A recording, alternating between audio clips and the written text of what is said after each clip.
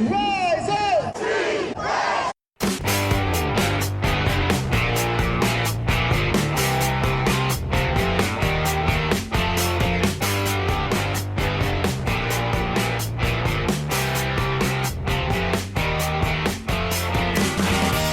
This is the Rise Up See Red podcast, all about the Arizona Cardinals and the NFL, featuring insider and outsider perspectives. Enjoy the best hour of Cardinals talk on the web.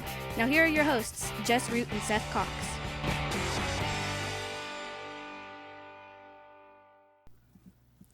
Hello, Arizona Cardinals fans, and welcome to the latest edition of the Rise Up See Red podcast. It's episode 322, following the cuts to the roster, so the Arizona Cardinals now have a regular roster. I'm your host, Jess Root from CardsWire.com, the Arizona Cardinals site from the USA Today NFL Wire, with my co-host Seth Cox from RevengeOfTheBirds.com, which is the Arizona Cardinals site from SB Nation, and he's also one of the hosts of the original Draft Breakdown podcast. As things are going to get interesting there, I'm sure, with the college season now just getting started. But Seth, we are now done with the preseason. But it was weird because they didn't have a final preseason game. I guess we can kind of start with that. Is like, how weird was this weekend? And to all those people who live in the New Orleans area, we wish you health and hope in getting things cleaned up. But what a weird weekend that, the Cardinals go from having a game in New Orleans to they move the kickoff up, 7 hours, and then the Cardinals get on the plane to go to New Orleans. And some point during their flight, the Saints cancel the game and the Cardinals have to turn around and come home. So they pack their bags, they get on the flight, they fly almost there and have to fly all the way back. What a weird weekend, wasn't it? Yeah, it was odd. And, obviously, like you said, the most important thing is the health and safety of everybody in Louisiana. That's really what matters. When you look at it, it sucked, first off, that you were excited about, hey, the game moved up. Like, you and I are... The Saturday night. We have Saturday night again. Right. Like, you and I are family guys. We were thinking to ourselves, oh, man, we're going to have a Saturday night. Then, 2 hours later, game's called, and you go, okay, well, now I have to figure out what's going on. Right, I have a whole Saturday, but now I don't have the excuse to not do the other things I kind of need to do, but didn't have to do. Yeah.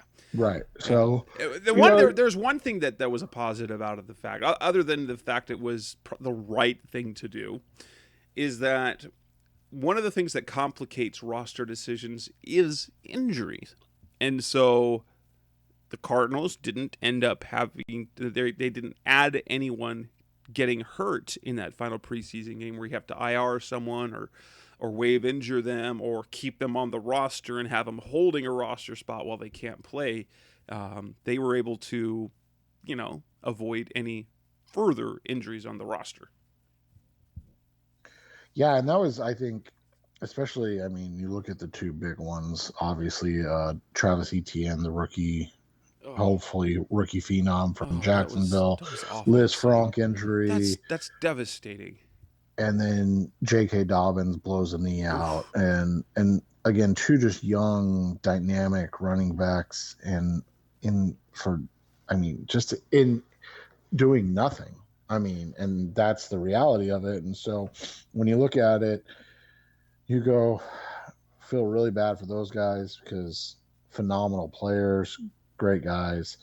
Let's get out of this, right? Like, let's get out of this healthy. And they did. And like I said, it sucks, man. Like, you feel awful for those two guys, especially. But at the end of the day, as Cardinals fans, we want to see the Cardinals healthy and on the field, and we're going to be able to do that now. And that's kind of where we leave off, because at the end of the day, that's, while we still do care about, the health of everybody, those aren't the guys that we're cheering for and rooting for the Arizona Cardinals. And that's why we look at it and go, hey, maybe, that last preseason game spared an Eno Benjamin or Andy Isabella or whoever, you just go down the list of guys and you say they didn't get hurt. and that matters way more than, you know, a third preseason game where what I was going to say maybe at least 50% of the starters weren't going to play. Right, absolutely. They probably weren't going to play hardly, unless, with the exception of the guys who needed to get some work in, who weren't like your stars. Yeah, it was that. So this edition of the show, we're in 322, is more about the cuts to the roster, as the Cardinals have the final 53, where it currently stands at 52 players in the practice squad. We're going to go through each position, discuss the surprises to the cuts, the ones who stayed, the reactions, and we'll do that both on offensive, defense. We do have some discussion, particularly about the cornerback position, because of Malcolm Butler, who is shockingly retired right now, out of the blue. And we'll look at that at the cornerback position, the situation with Butler, and other positional concerns we have. So let's go ahead and get started. The Cardinals got down to their final cuts, got it down to 52 players with 2 players still, Justin Pugh and Robert Alford, on the COVID list. That leads us, let's start with the quarterbacks. They have 3 on the final roster: Kyler Murray, Colton McCoy, and Chris Streveler. Any surprise in terms of having all 3 of those players at the position? No, I think the only surprise is that I got the quarterbacks right and you got the running backs right, and we and they kept 7 of those guys, right? Yes, and that's one of the things. So I'm not completely surprised. I'm not blown away by it, because I understand why having a third quarterback on the active roster makes sense. And I don't know if you wrote about it on Twitter. I thought I saw you mention it somewhere, but with 1, Streveler's progression, and then 2, still the COVID situation, you basically want to have more ready to go than not, because you're not just talking about your starter, you're also talking about your main backup. And so, in the sense of, at any time you could lose one of those guys. I mean, I know we'll talk about it as it gets a little closer, but I mean, Tennessee right now is scheduled to start Logan Woodside at quarterback, um, because Ryan Tannehill's In in COVID COVID protocol. protocol. So, I mean, if you don't have Streveler on the active roster, you cannot predict if he makes it through waiver claims. And if he gets claimed, it's not so much that you can't find somebody, it's that you're going to be picking up a Drew Anderson or I'm trying to think of the names that have been in at quarterback during the preseason for the Cardinals the last couple of years, like Phillip those. Sims, just those guys. Oh, Trevor, what's his name? That was out of Texas A&M. What was that kid? I can't remember. Oh yeah, I remember who you're talking about. Like, yeah, and so exactly, like keeping Streveler basically gives you're probably only going to have 2 quarterbacks active on game days, but it gives you the peace of mind if, God forbid, anything happens during the week.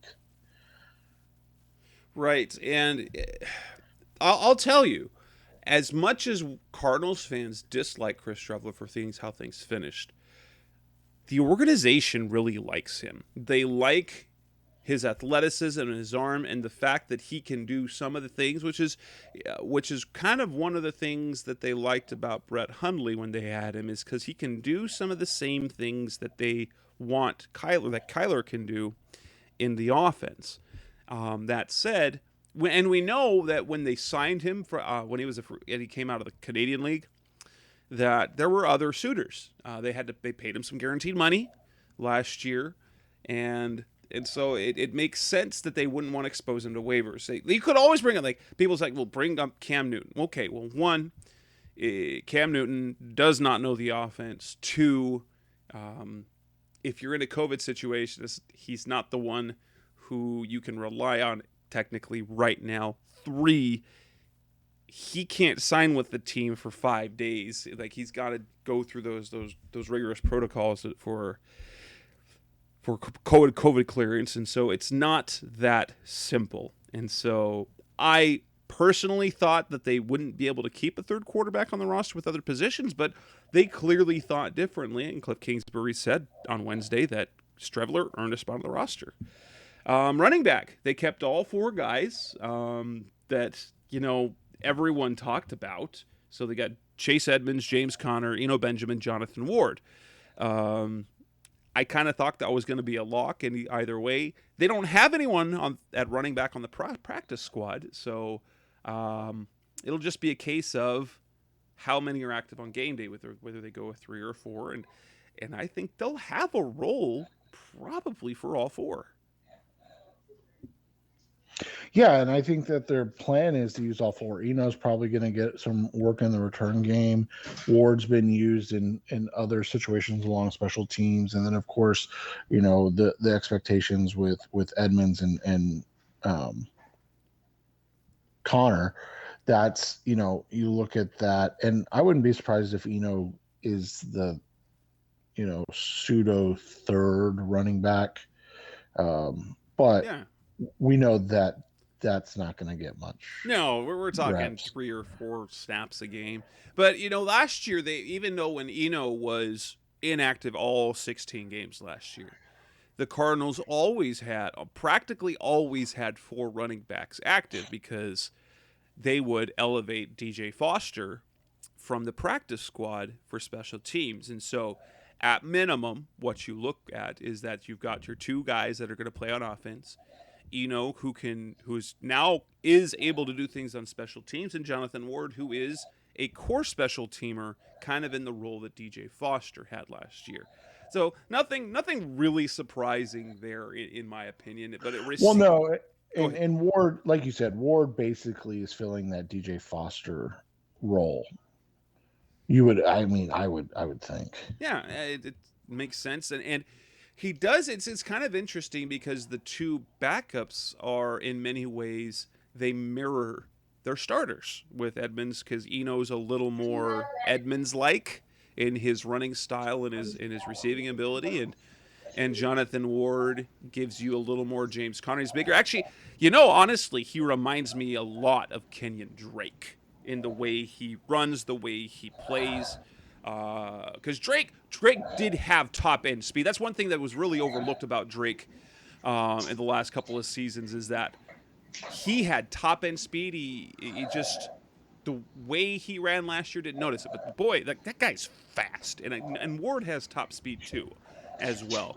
They're not bursty. No. If that makes sense. They take a second to get to top speed, and that was always kind of Kenyon Drake's thing, is that if he got in past the linebackers, it was really hard. You could catch him. To catch him. The problem was he rarely got past the defensive line, let alone the linebacker. Yeah, that 80-yard touchdown run he had a year ago, he was clocked as one of the fastest players in the NFL last year. Who knew? But wide receiver, they kept 6. And I would say probably, which was the first surprise for me, was to see Keyshawn Johnson cut. Not because I thought I just felt that the kind of the known commodity that Keyshawn was, they were going to keep. And the way they were using him in the preseason, he was getting first team reps. He was the one starting when the other receivers were sitting. I thought, okay, he and Andy Isabella were a lock. I thought Andy, earlier in the offseason, was a little expendable. But, the more I listened to people who have kind of a pulse on the team organizationally, Andy was never in danger of losing his roster spot. So, Keyshawn surprised me a little. Did it surprise you much when you saw that he was among those first cuts? Because that's the thing, is he wasn't even among final cuts. They were ready to move on. No, and that was the thing, is you and I have talked about this off the air, and Keyshawn's biggest issue was always his athleticism. Well, as good as his hands were supposed to be, the one thing he never did is make contested catches. Right. And that's the big thing, is that if you're a 4-6 guy, you better catch everything. And so you can't you can't be a 4-6 guy and then not catch everything. And like you said, he's struggling to get open, struggling to catch contested catches. Look, I like Keyshawn. You like Keyshawn. This is not an indictment of them, but at the same time, Justin and I talk about this all the time on the podcast. Guys that are between 5'11" and 6'2", between 195 and 210 pounds, that do not run sub 4.45 are all what we call jag guys. They're jag receivers in the sense of there's dozens of them everywhere. And so they've got to have something unique about them that um, gives them an advantage. And he just didn't have that ever came up. Like here's the thing. He would always look good in practice. He looked good in practices and training camp. He even, I will say that there were a couple of games there were progress made. Like he'd make a catch and got yards after the catch. But here's the thing. Instead of Keyshawn, the guy that they kept on the roster was Antoine Wesley, a guy who I don't know if he had a catch in the preseason. He almost made a fantastic catch on the sideline, but it was ruled not a catch.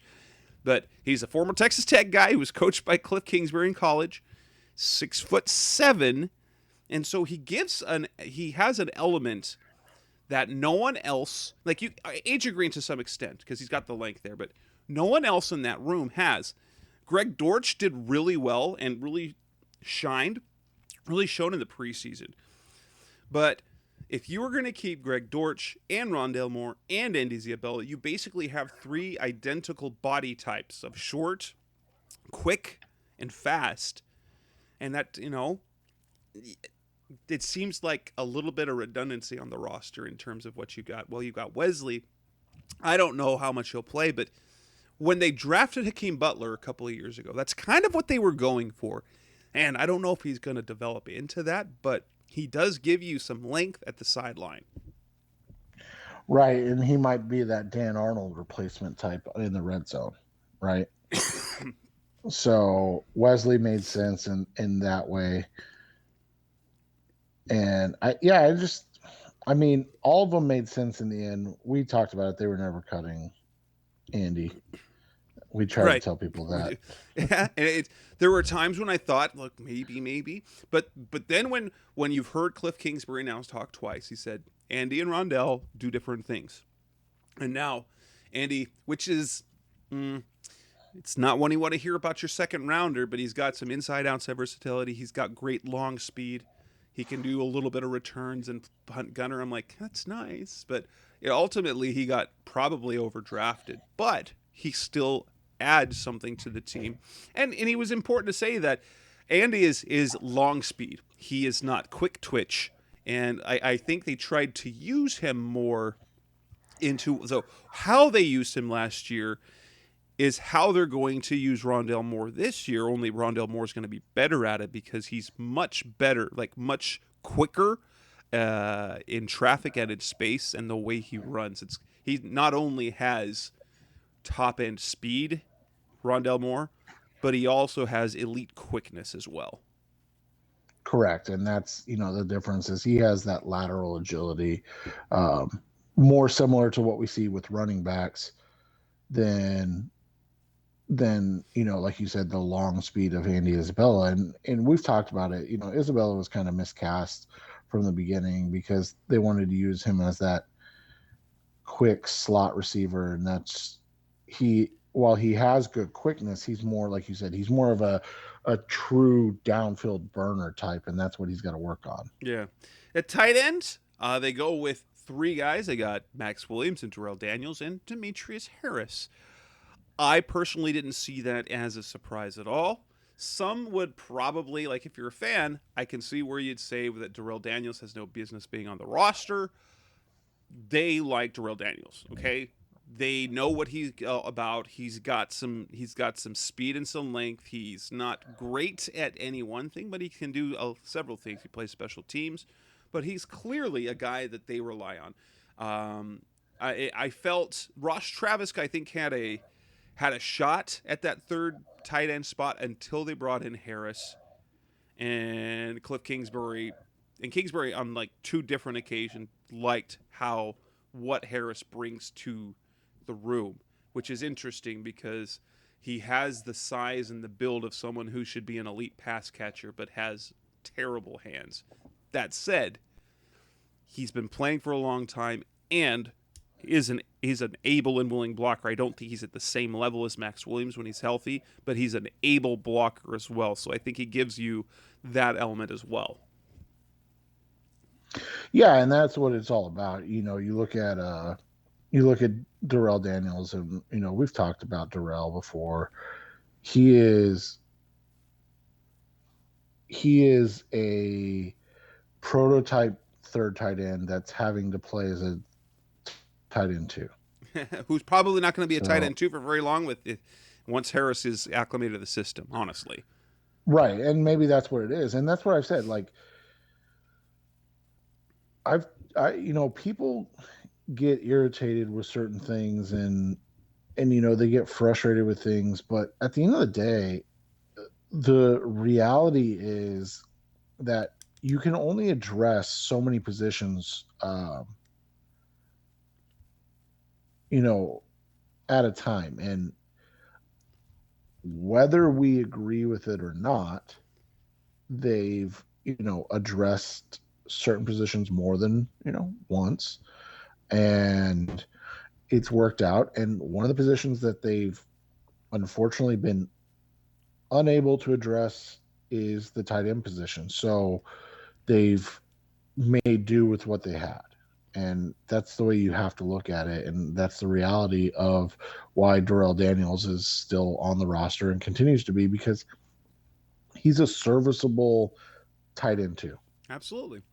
The offensive line, technically right now, is only 8, but if you include Justin Pugh, who is on the COVID list and is expected to come off probably and hopefully at the end of this week, they will have the 9 players that I think we both thought were going to be there. You've got your starting offensive line. Then you've got your backups. You got Josh Jones. You got Justin Murray. You've got Max Garcia, and then you've got Josh Miles. I felt all 9 of those players were locks to begin with because it addresses everywhere that you need on the line. They do like the upside of Josh Miles. And the other offensive linemen that they had on the roster, were awful. None of them did anything for they do like, I will say, so they will talk a little bit about practice squad later, but Coda Martin you're not going to hear much about him, but it's now the second year in the role they've got him on the practice squad. So if there's something that you can look into, think of a guy like John Wetzel that they had, who ended up being a very handy guy on the roster. Keep an eye on Coda Martin for later this year, next year, into the role that he can build into. But I think he's a guy that they kind of like. I don't know how much upside that is, but if he can be John Wetzel-like, I think that'd be kind of fun. But aside that, the guys that are the linemen that are on the roster were always going to be the guys on the roster. It was just a matter of, I guess it came down, would they keep Josh Miles or would they look for another true left tackle backup elsewhere? Right. And, we've talked about too, it may end up being that Josh is not the immediate backup, but instead maybe, Josh Jones or Justin Murray end up playing that position. But it was always going to make sense that he is the guy that they're going to continue to develop to maybe be that position and for the future. And I wouldn't be surprised to see something like what they've done with Justin Murray. Maybe not quite as heavy as a contract, but when they find developmental solid backup linemen, they've put the money into keeping those guys. Max Garcia, and like we talked about, Justin Murray. And so I wouldn't be surprised if Josh Miles is another one with Garcia coming up in terms of money next year. Absolutely. Coming up next on the Rise Up See Red podcast, the best of Cardinals talk on the web, we will be back to talk about the defense. That's coming up next on Rise Up See Red. One of the sponsors of the show is DraftKings. You guys know that legal sports betting is coming to Arizona. Daily fantasy is already here. Legal sports betting will be just around the corner. In fact, next week it comes. Imagine how much more fun watching a game when you have some cash on the line. And the best way to get into the action is with DraftKings Sportbook, an official sports betting partner of the NFL. And so to celebrate, to get this kickoff, DraftKings Sportsbook is giving you a $150 free bet just for signing up. Again, there's no deposit required. This is not like other companies where you have to deposit and they match. This is just $150, no deposit required. If you've been around the daily fantasy game, DraftKings has been one of the biggest leaders in that, but now they've also got the sportsbook to go with it. So download the top-rated DraftKings Sportsbook app now and use the code DRYHEAT when you sign up. Those who sign up right now will receive a $150 free bet to use once mobile bet sports betting hits Arizona. That's the code DRYHEAT and get a $150 free bet instantly. Only at DraftKings Sportsbook, an official sports betting partner of the NFL. Gambling problem? Call 1-800-NEXT-STEP. 21 plus, Arizona only. Free bet expires 7 days from date of issuance. Eligibility restrictions apply. See DraftKings.com/sportsbook for details. Subject to regulatory licensing requirements. We're back on the Rise Up See Red podcast, the best of Cardinals talk on the web, and we've got the defensive side of the ball. And let's start with the defensive line, where it's not a massive surprise, but I consider it a surprise. They kept 7. There were 6 that were going to be locks, absolutely. J.J. Watt, Jordan Phillips, Rashard Lawrence, Lecky Fotu, Zach Allen. And when they signed Corey Peters, you knew he was going to be on the roster.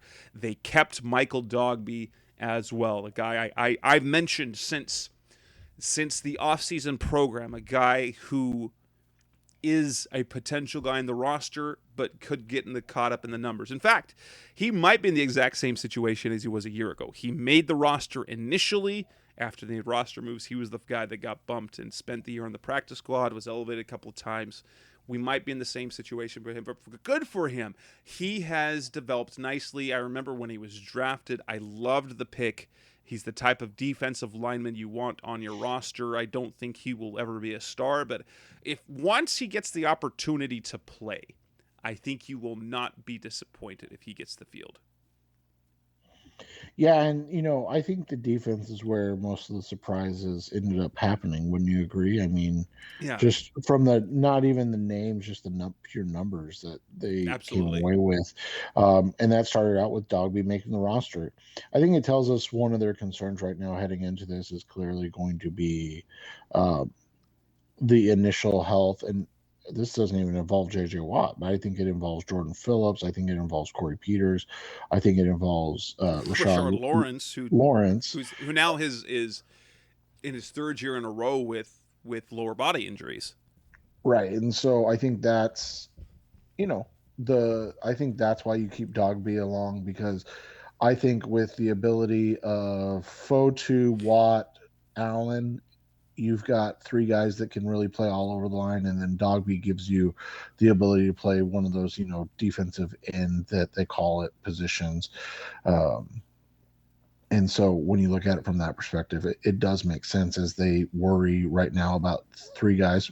Corey Peters, obviously, you and I were surprised that he's back already. Not a shot at Corey by any means. No, definitely not. Just realistic about how fast he came back from that bad injury. Right. That was not a good knee injury to try and come back from for a man at his size and at his age. And so I think that when you look at it from that perspective, it makes sense that they keep 6. I think that I guess I'll slightly disagree with you in that I don't think Dogby is one of the first cuts, just because I think, like I said, they got to get through probably at least the Tennessee game with that run heavy offense, with as much defensive line help intact as they possibly can. That's very possible. An outside linebacker, we have there were four guys that you were new. Once Dennis Gardeck came off of PUP, he became the fourth outside linebacker. Chandler Jones is a lock. Marcus Golden was a lock. Devon Kennard was a lock. His contract's fully guaranteed, unless somehow they found a trade partner. But I'm going to tell you this. Even though he was disappointing last year, Devon Kennard has a lot of fans in this organization for the type of player that he is. I still think that if he gets enough playing time, I believe that the position he is playing is perfect for him. But he was going to make the team. But the fifth guy that made the team was Victor Dimukeje, their sixth-round pick. He was one of the kind of unknowns. We failed to mention that Michael Nanette, their seventh-round pick out of Penn State, he was among first cuts. He did not look good. They do like some things about him, but thus far, they did not bring him back to the practice squad, so they do not see him as a long-term option for the line as of right now. Dimukeje, he makes the roster. I was trying to be nice about not saying anything, but that, and I know it was a seventh-round pick, but just from his on-field performance, he legitimately might be one of the worst draft picks in the Keim era. Well, and I'll be honest, like when he was drafted, we both were like, why? Yeah. Well, he was a guy that you're like, why in the world did you draft that particular guy at that particular position when you could have drafted one of a gazillion other super athletic skill positions who could have some upside on special teams at least. Well, I think, to be honest, the first thing we thought was, why did they draft me? Like, I will say, yeah. If you look at his headshot, you're like, that dude's that's a high school history teacher coaching on the football team. Yeah, that's a high school history JV football coach. Like that's, and no offense. And he's like Michael. 23 years old. That's just so sad. No offense to Michael. I didn't want to dog on him too much, but like, man, that's what I'll say. He looked overwhelmed by the NFL experience, just physically speaking. Absolutely. But Dimukeje makes the team, so he will essentially slide into the role that Kylie Fitz has had the last couple of seasons. Kylie Fitz does make the practice squad. We'll talk more about that. And he was a guy I wondered who would make the team, but after what we saw, the amount of playing time he got in the preseason and the fact that it wasn't too big for him, he didn't. If you look, there was nothing flashy he did. But he has special teams upside. They did use him on special teams, which is what Kylie Fitz did a lot of. And he's kind of if you have to say it, a Walmart version of a Walmart Marcus Golden. That's not meant to be an insult, but that's the kind of thing there. Well, and you look at it, we talked about this a little bit. Like, he has the same type of game that Golden has. The uniqueness of Marcus Golden is something that cannot be overstated. And it's why when you look at and do draft profiles and you look at athletic testing and things like that, that's why a guy like Marcus Golden is an outlier over everything, because his testing metrics, everything wasn't impressive. Right. And the thing is, if you go back to when he was drafted, they were not looking at tape at Marcus Golden. They were looking at Shane Ray. And every time they watched, that other guy flashed. Well, and the biggest thing was simply, and it's beyond true, I've never seen a guy that works as relentlessly as Marcus Golden. Oh my gosh. And he is that kind of, I mean, everybody raves about J.J. Watt's motor, but J.J. Watt's, obviously one of the most physically gifted players in NFL history as well. Like, right. he was that good. When you watch Marcus Golden play, he plays with that same intensity. Well, that's crazy. They've got two of guys on that same room, because he and Dennis Gardeck are cut out of the same mold, just with different body types. Right. And so that's the thing, so when we talk about, Dimukeje's kind of a pared down version. The reason he's so pared down is because he just and realistically doesn't have that same motor. And again, that's not a shot at Dimikiji. No No, one does. yes, it's rare. It's just such a uniqueness of who Golden is. So that's where that comparison comes. It's if you take away the ability to play at 110 miles an hour every play, you would get, Victor Marcus Golden would be similar to Victor Dimikiji. Absolutely. And an inside linebacker, no surprises there. There wasn't room to make anything else. You've got Zaven Collins, their first-round pick. Isaiah Simmons, their first-round pick a year ago. Jordan Hicks does not get traded, but the way they will use Isaiah Simmons opens the door for Hicks to get significant playing time, which is a huge upgrade. It's a much better option than anybody else. So Tanner Vallejo, very nice option, did some good things on the field. And I know one of the guys on your staff over in the Revenge of the Birds, Walter Mitchell, is a huge Tanner Vallejo fan. He's done some nice things, but if you're going to count on him, you're probably going to end up disappointed. You're going to be disappointed probably. He might be able to take that next step, but if you're giving me the choice between Jordan Hicks on the field and Tanner Vallejo in that third role where you're bringing him in to play fewer snaps than years past, and when Isaiah Simmons is moving around to the slot, to safety and space, kind of rushing off the edge, Hicks is the perfect guy to have, and I'm glad that he's still on the roster. And then Zeke Turner, you knew he was going to make the roster. He's a special teams ace. They used a restricted free agent tender on him.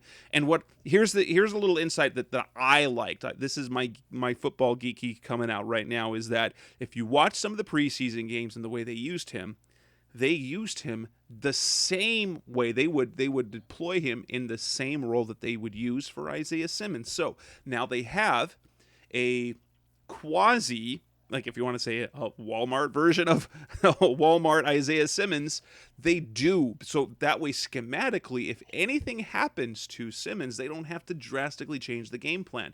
They can use Turner in that role. He doesn't offer the length and he doesn't offer the speed, but he does offer some of those other things because Turner was a defensive back when he played at Washington.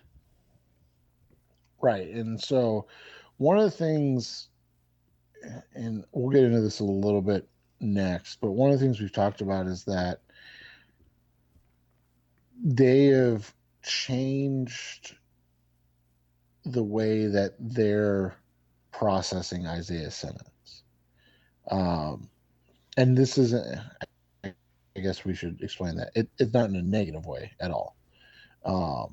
But in the sense that they aren't viewing him as a strictly inside linebacker, but they're using him as a chess piece in different ways, and that led to, I think, what ended up being those surprising moves on defense that we were not expecting to see. Which brings us to the cornerback position, where Malcolm Butler's sudden retirement changes things. Now, Robert Alford technically is not part of the 53 because he right now is on the COVID list, but applause to Robert Alford. We get him healthy through the preseason for the first time in 3 seasons.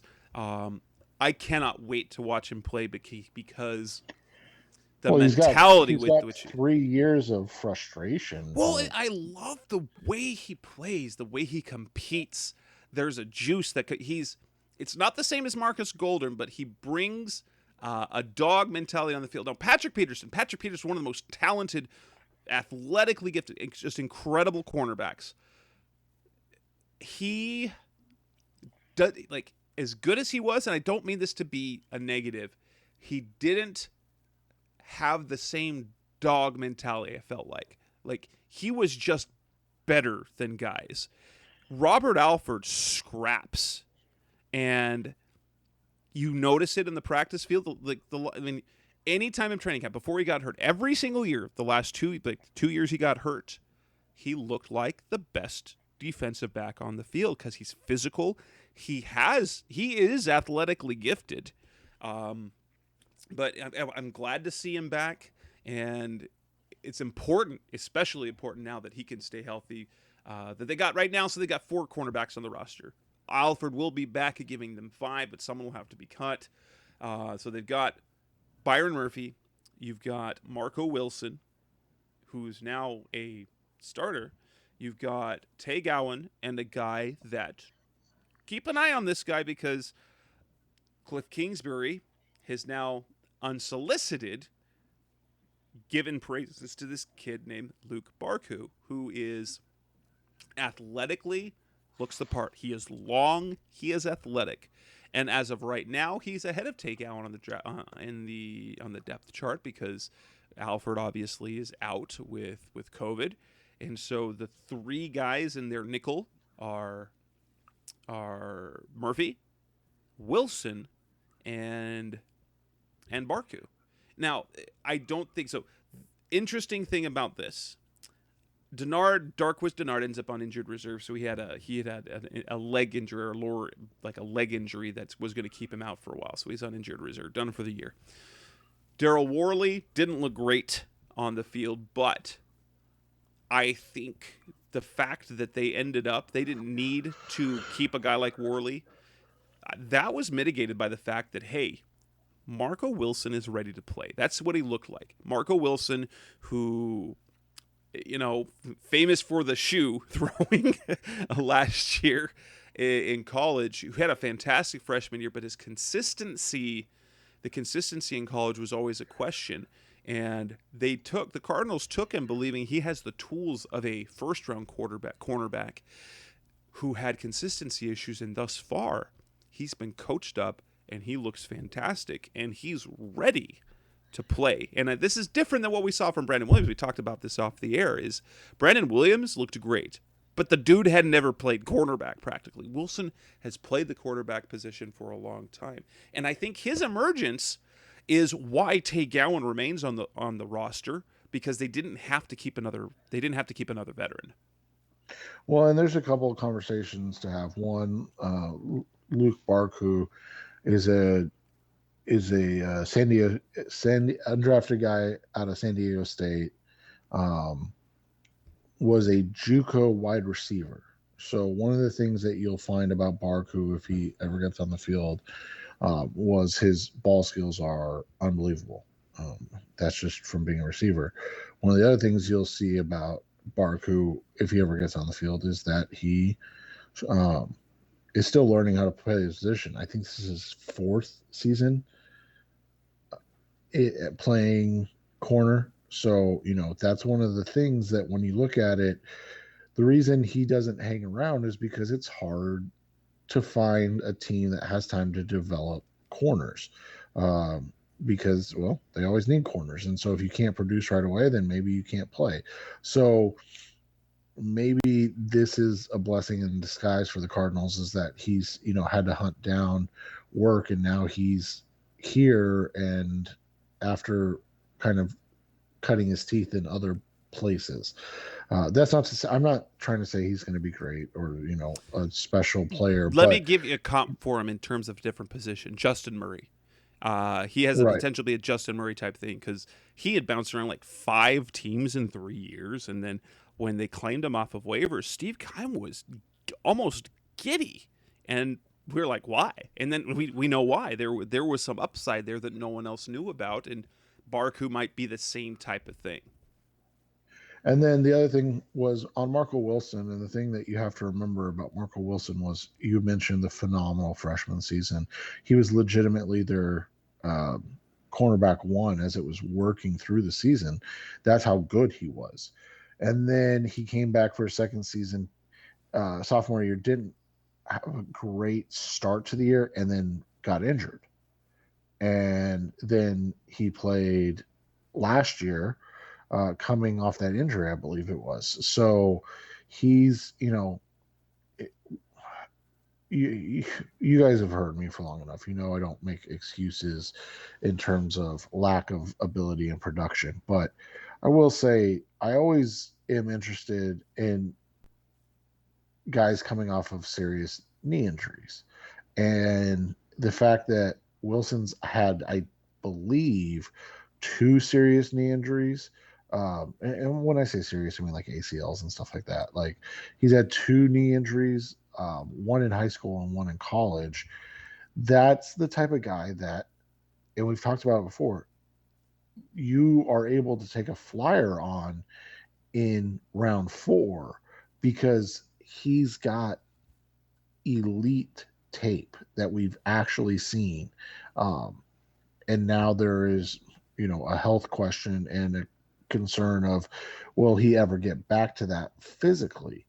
Now, again, this is preseason, so you and I have been very excited about what he's done. It doesn't mean that he's there, And but he's going to get tested in week 1. Oh, right. Julio Jones, A.J. Brown. But it sure as heck seems like he is closer to being the freshman year level talent that we saw than he was his 2020 season talent that looked like it didn't belong on the field. Right.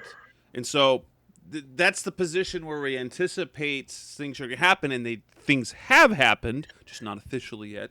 But we'll see what happens moving forward. At safety, I don't know if I'd call it the biggest surprise, but it was the position where they were going to have to cut guys that deserve to be on NFL rosters. And so they I had, think you and I are both surprised at how they came about it. yeah, I thought Chris Banjo was a lock for the roster.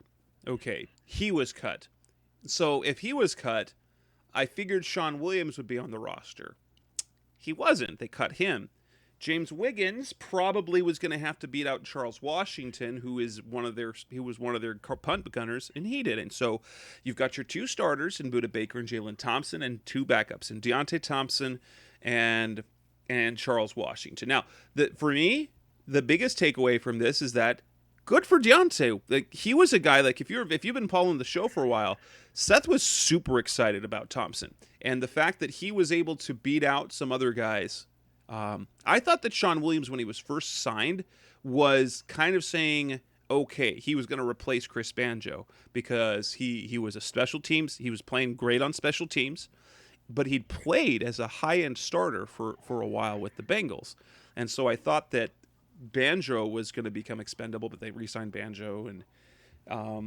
But then they end up getting rid of both. James Wiggins is now on the practice squad along with Chris Banjo, and Sean Williams isn't. But I'm thrilled to see that. Now, I know some people have some theories about the safety position and Isaiah Simmons, and I think that's what you wanted to get into, wasn't it? Yeah, I think it's just that when they go into 3, if they need to play 3 safeties, they're going to look at Isaiah. And to your point, leave Hicks on the field, and Isaiah can almost play as a pseudo dime defensive back. So whether he's, a safety or a corner in a sense with matchups, that's how you're looking at him. You're not necessarily looking at him as the linebacker. And that goes to what you're talking about a little bit with if they're going to run Jordan Hicks out there. I don't think you and I are expecting, barring obviously catastrophe with David Collins, I don't think you and I are expecting Jordan Hicks to replace Collins or Simmons, but instead be on the field with all 3 at the same time. Correct. And so, and it's not to say that Simmons is, the backup safety or he's, this or that. It's to say that they are going to use Simmons in different places, which meant that they didn't necessarily need as many safeties on the roster. And again, I'm not saying he's going to replace anything, but what he's probably going to do is be that additional safety. So if they were going to play, we saw them do this at times. We've seen them have Jalen, Budda, and Chris Banjo, Deontay, or Charles Washington on the field at the same time. Well, now it might just be Isaiah on that in that spot. Yeah, but and Deontay, apparently they like what he's doing on special teams enough to keep him on the roster. I know they like what he has to offer on defense as long as he stays healthy. Washington is special teams. I thought they were going to keep 5 simply for the special teams factor. It actually had nothing I'm to with you do. 100%. It had nothing to do with the defense because if Deontay's only to see the field if Buddha or Jalen gets hurt. That comes down to that. So I only thought that they were going to keep 5 because I would figure they wanted 3 of those guys on special teams. So I knew that 2 capable special teamers on that roster weren't going to make the team. I just didn't think it would end up being 3.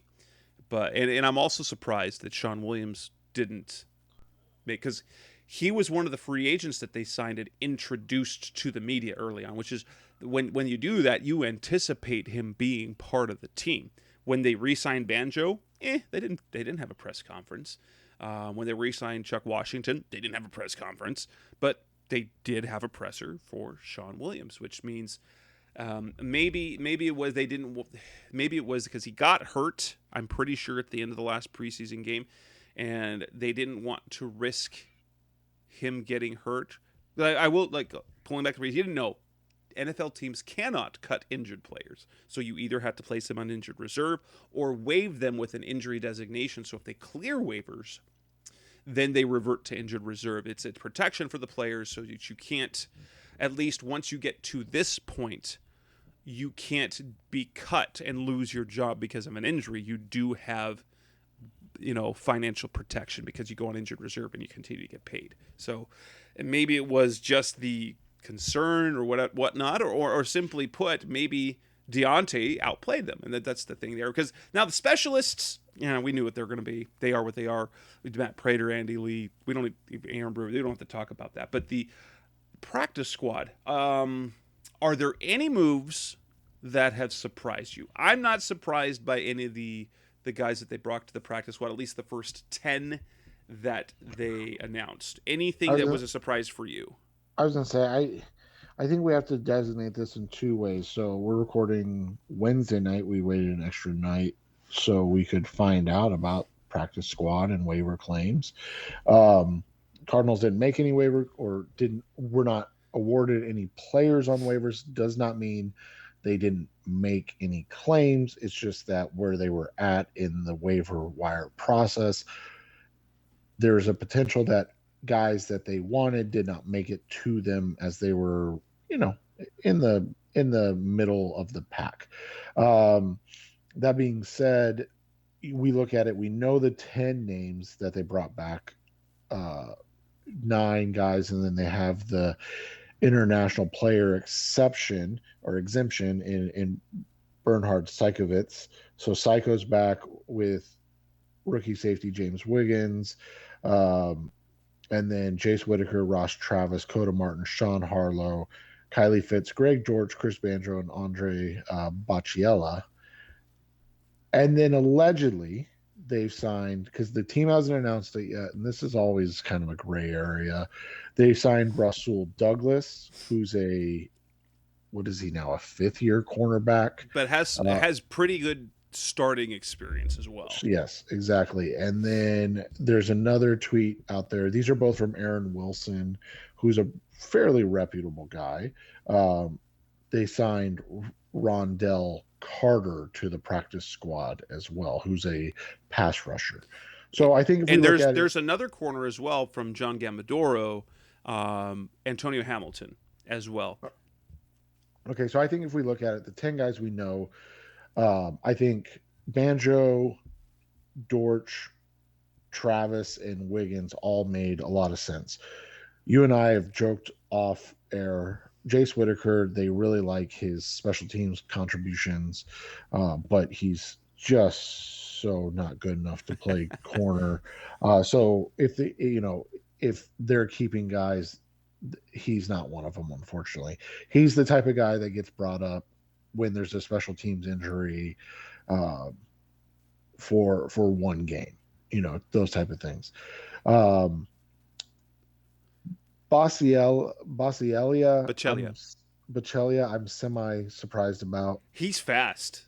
That they are Yeah, super intrigued because of he's another one of those little fast guys, and he's made some plays. Like, he's not just fast. He's fast, and yeah. so But to your point, when you talk about the whole situation, you've got Dortch that you've brought back as well, and we both were wondering if he'd even make the team. That's how well he played. But like you said, Baselia is a 4.28 guy. I mean, he is legitimately probably the fastest guy on the roster. Maybe Rondell Moore's as fast as him, but he's legitimately like in that conversation. I was just surprised they kept two guys, wider, kind of small, fast guys like you mentioned. Dortch offers obviously there's some return returnability. upside. Yeah, That's kind of been his thing, honestly. He hasn't really flashed as a receiver, but he can do things in the return game. and then Kylie Fitz, we know he's always Special gonna teams, knows the hang up. system. He'll be the If there's an again, an injury, emergency or a right? COVID situation. He's the emergency guy that gets deployed on game day. Yeah, and then remember too, and I know we both cover it, but the way practice squad works now is one, you get 16 players, you can protect a certain amount each week before the game, so they cannot get poached by another organization. But the other thing is now too is that they can be activated on game day before the team announces their inactives. So, and that can happen 2 times per year before then they have to be brought up and signed to the regular season roster. Yes. Um, and you can only do that with 2 players.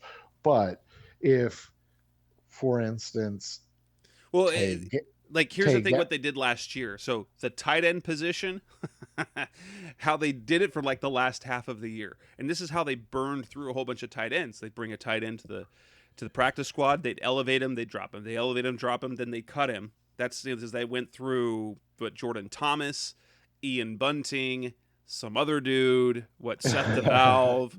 yeah, And set that's the so they valve. they Yep. would just keep bringing guys in, elevate them for a couple games, send them back down, then bring in another tight end, and that's how they made the tight end position work through most of last year. Right. And so you take a look and so like this year, for instance, you could see a Jace Whitaker get brought up a couple times to be a special teams contributor, and maybe like a Tay Gallon's inactive. That's obviously Robert Alford being healthy, and so now you've got 4 corners still, um, and like you were talking about earlier. So those are the little sneaky nuances of how they're going to do things, um, to get by this. The Rasul Douglas is an interesting one because he's been really, really bad, and then he was just bad. Um, he was never good. He's had good games, but he never showed up in the way people were hoping to. Now you got to remember about Rasul Douglas, and he's one of uh, a million of these guys. They come out and they're big, 6'2", 210 pounds, and so teams automatically salivate over them, right? Like immediately. Well, 6'2", good hips, like blah, blah, blah. So these guys continually get shots. Again, last year was probably his best year, um, and it was still when you look at everything. But he's a guy that fits what Vance Joseph likes to do. I don't think he's a guy. I know Aaron Wilson wrote he wouldn't be surprised if he was on the active roster week 1. Yeah, I doubt that. The only way I see it is if Alford is still in COVID protocol. Correct. That's That you would be know the only way. I think he would be a guy that they would inactivate. And you talked about this, but they would inactivate Tay Gowan and then bring Russell Douglas back on, as onto the active roster because Yeah. he's got game experience. So, They don't want to ruin a guy like Tay Gowan. well, and the thing with, if I have a comparison to go, this is the Prince of Mukamara edition. Prince of Mukamara, who has been a very capable starter, even a solid starter at cornerback for much of his career. He was signed to the practice squad last year and just never got moved up because he wasn't there. Now, part of it is you can protect you can hide a veteran there so that they can learn your system. And that's kind of what they did. Prince Amukamara was able to learn the system, but never got elevated. So they're bringing a guy in. You'll see, since he's not on an active roster, you don't have to worry about having him on game day.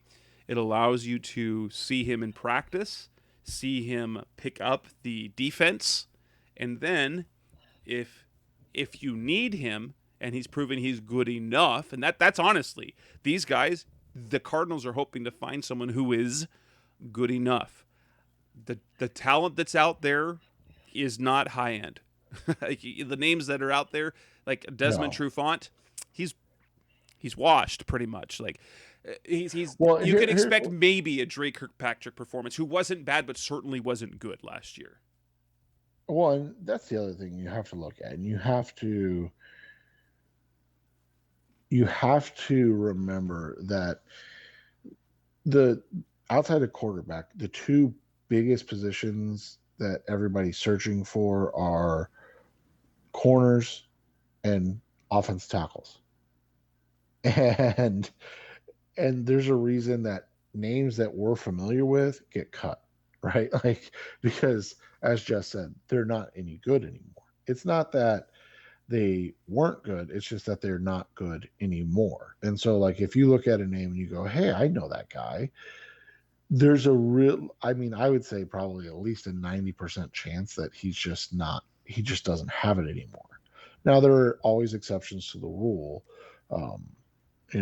I think one of the big ones the Cardinals hit on, what was it, a couple of years ago, the kid, the older guy from Williams.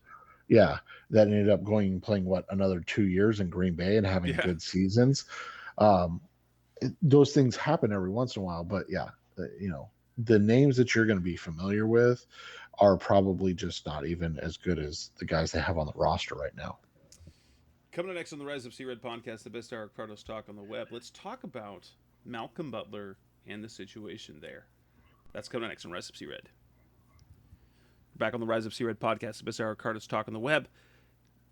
The Malcolm Butler situation, this thing came out of the blue. I think it blindsided everyone, including the organization, where he stepped away from the team. We don't know what it was, and now he's officially, as of right now, retired. He's on the retired reserve, and so now he can come back. And so he can come back. He can be reinstated to the roster. There's not a problem with that. But my first reaction was, whoa, what happened? What's going on? And I will say, I know we're a lot of people who give, and I even kind of tweeted about, it's like, oh, cue the organizational whatever, the podcast. What? The Cardinals are a crap franchise and they can't keep players happy. I don't like that. Might have been it. I don't know anything about this situation. We have not been given a single clue. So I am, it's based on the report that we have, that it's a personal situation, that there is clearly something off the field that has caused Butler to really, that walking away from the NFL and his fully guaranteed contract of more than $3 million, something is bigger than that. And for that, I hope things work out for him. I am not of the opinion that Steve Keim said something, that something happened football related or organizationally, like when Patrick Peterson, he held out for a little bit one off season because of some things that were said by some executive. I don't think it's that, but I don't know that. But the thing is that, wow, and which makes me think, I hope he's okay, and I hope his family's okay, because to walk away from that big, something, walking away from any job is hard to do because it's your job. And to walk away from one that pays that significant amount is also hard. It is, and it's, it makes things difficult. And, if it's a dispute regarding work, playing time, things of that nature, I will 100% support the Arizona Cardinals and taking all his money. Um, you sign a contract, and if you don't like the way things work, yeah, you have that option, but you also have the option to give up your salary, or giving up your salary is part of the requirement. If you and I know sports are different, but if you and I are unhappy with something at our job and we quit, we don't get our full salary as well. Like, that's Nope. just not how it works. And so, and again, I'm not comparing, but in this sense, this, if that is the reasoning, and this, I want to put that disclaimer on there, because Jess and I are not saying that's what's happening. We're just saying, if that is the reasoning, the Cardinals need to be aggressive in getting garnering his money back, because they're doing what they believe is best for the team. And while it may not be best for Malcolm Butler, and they may end up being wrong, they believe it's best for the team, and so that's all that matters. Um, if it's anything truly personal, and again, we don't know, so I'm not going to speculate what personal things it could be, but if it's anything truly personal, or health wise, that does not relate to, um, you know, something that can be controlled by him, then, I'm all for, let guys know that you're basically on their side. You have their back in these situations, and maybe you don't go after anything, or maybe you just say, hey, we're not going to pay you, obviously, but we're not going to go after that signing bonus money that we gave you up front. Obviously. Now, with that, obviously that leads to the situation there at cornerback. What is your confidence level in the group that they have currently on the roster? Assuming, so this is going, this has the caveat that Alford is reinstated to the roster, and you end up with a starting trio of Byron Murphy, Robert Alford, and then Marco Wilson as your third quarterback. What is your confidence level at the position at the moment now? I think one of the big things that you and I've discussed quite a bit over the last several years is that our confidence in the corners can be tied very strongly to our confidence in the pass rush ability of this team as well. You don't have to have all pro cornerbacks, to have a great pass defense, but you do need at least talented cornerbacks or a strong pass rush. If the pass rush is what we hope it is, I'm not really worried. Obviously, I think the biggest worry you have is that two of the three guys that you're quote unquote relying on have injury history and issues. And Um, one of them being a rookie. So in the right. rookie corner, that can be rough sometimes. And so, but that being said, for all for all the people that have lamented the lack of playing time in rookies, it's funny now that it's an issue when they're going to start Xavier Xavier Collins and Marco Wilson together, or potentially, or even if Marco's not starting, he's getting a lot of reps. Um, and now we're hearing that there are those that don't think it's the best way to go. So, it's one of those, and far be it from me to be a Steve Keim, you know, defender. That's Jess's job on this show. But let's be honest, you've got, you're not going to find a ton of talented corners right now on the street. And well, you've got a guy in Marco Wilson that's played really well, and give him a chance to prove you right, I guess, that he's not ready if they're complaining that he shouldn't be starting, before you before you just give up on him being the starter or being one of the potential, top three guys. Yeah, it's going to be interesting to see. And there is the question about this as well, is at the cornerback position. People keep saying who's going to play out. Is Byron Murphy going to play outside? Yes, Byron Murphy is going to play some outside cornerback, but it's not like necessarily what you think. Like, let's make something clear that has been very clear since this offseason. Byron Murphy is a slot cornerback. He's not leaving the field. He is their number one corner, so he will be on the field in base packages, which means technically he's an outside corner when there's no third receiver up on the inside. So he will play boundary in base and slide inside in nickel. That's how that's going to go. It's going to be him and Alford outside. Interestingly enough, Malcolm Butler was listed as a starter on the depth chart. He had and has been cornerback 3. All that means he's a starter, but base packages, it was Alford and Murphy, and Butler coming in, and Murphy would slide inside. So now Marco Wilson will simply take the role that Malcolm Butler had. And, it's one of those things, too, and let's be completely honest with this. They're getting out of the way the best receiver group that they're probably going to face all season. So, realistically, it can only go up from Julio Jones and Right. AJ Brown. So if Marco Wilson has a rough time, he's going up. If he ends up guarding either one of those guys, the rest of the year probably feels a little bit easier. Right, and I mean that's the thing is you can't unless he just absolutely doesn't belong on the field.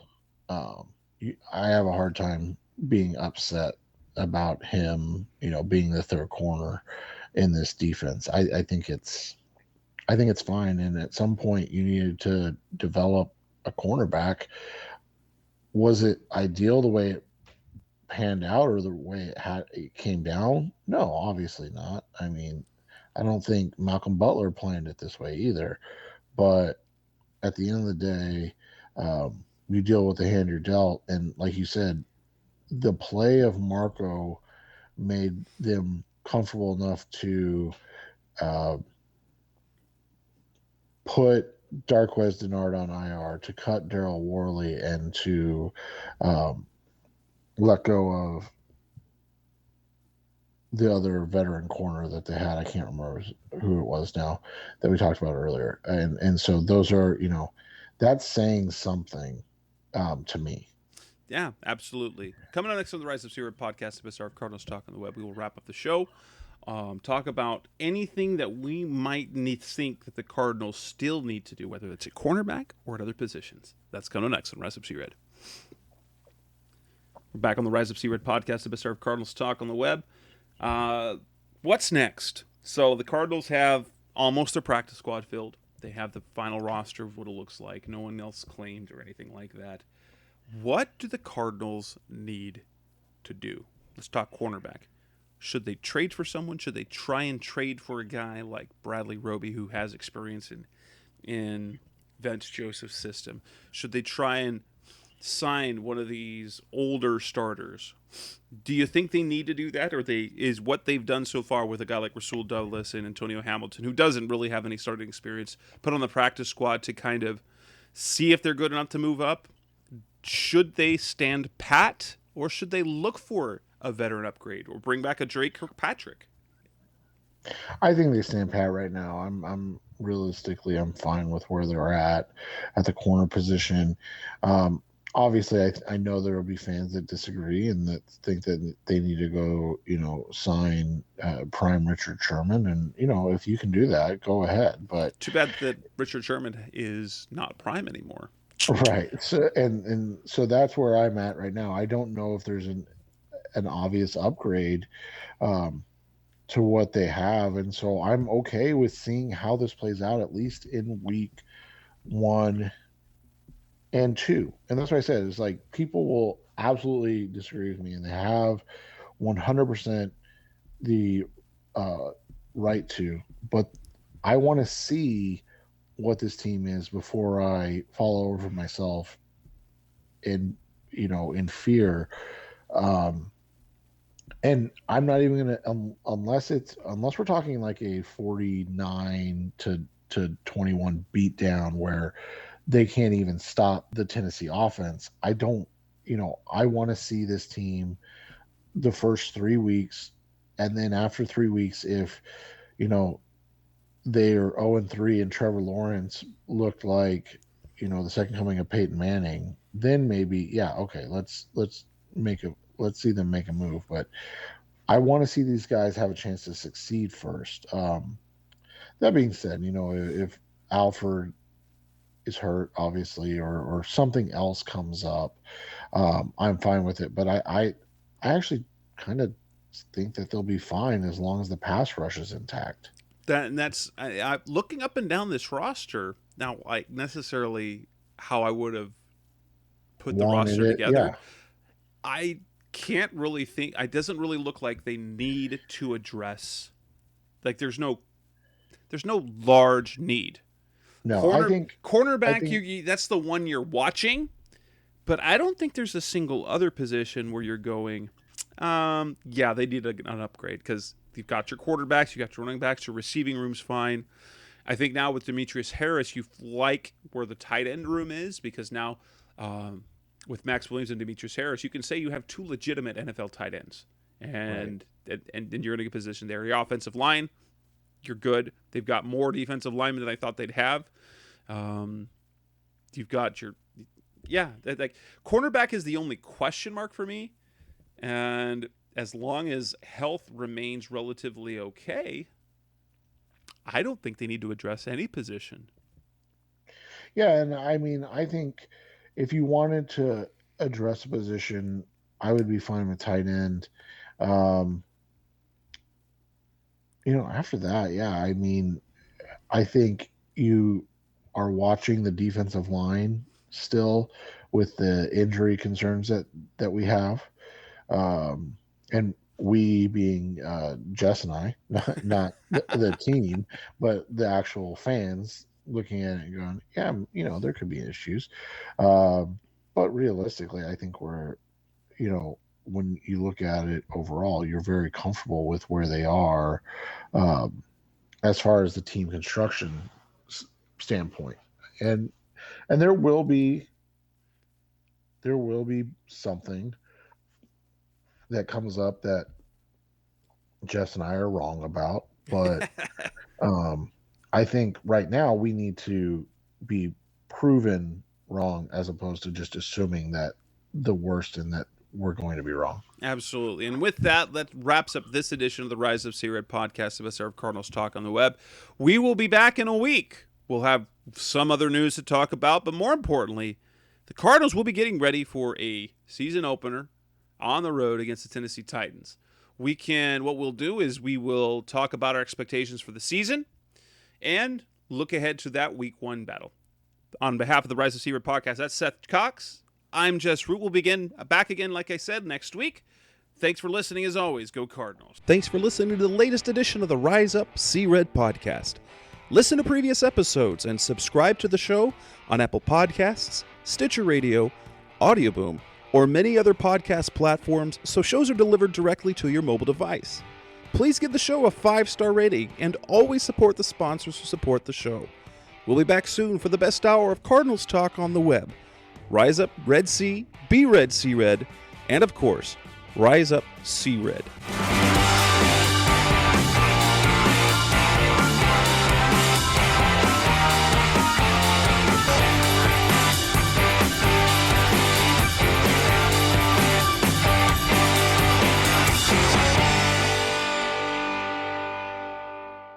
Run!